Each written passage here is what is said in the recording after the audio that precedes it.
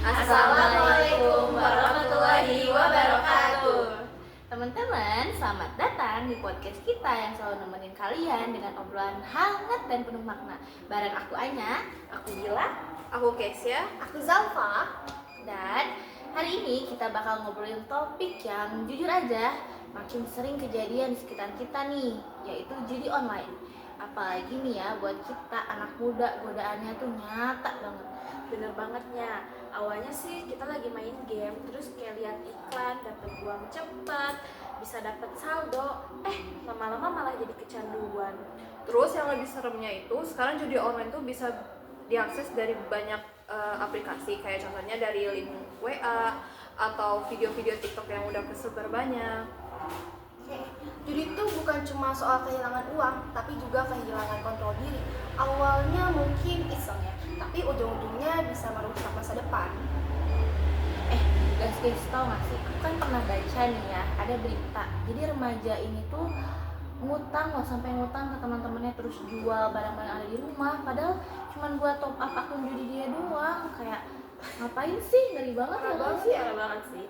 Karena itu, jadi judi online itu kan awalnya kita dibikin menang dulu, senang. Terus lama-lama kita makin penasaran nih, top up-nya makin gede. Tapi itu tuh ternyata sistemnya lama-kelamaan bikin kita rugi, guys. Dan kita tuh harus sadar dalam Islam sendiri, judi itu udah jelas haram. Bahkan Allah itu menyetarakan dosa kita berjudi itu sama dengan kita minum khamar. Di dalam surah Al-Maidah ayat 90, Allah berfirman, sesungguhnya khomer judi berkorban untuk berhala dan mengundi nasib adalah perbuatan keji dan termasuk perbuatan setan. Maka jauhilah perbuatan-perbuatan itu agar kamu beruntung. Nah, ada juga nih dari hadis Rasulullah SAW, barang siapa yang berkata kepada temannya, ayo kita berjudi, maka hendaknya ia bersedekah sebagai penembus. Hadis riwayat Bukhari dan Muslim.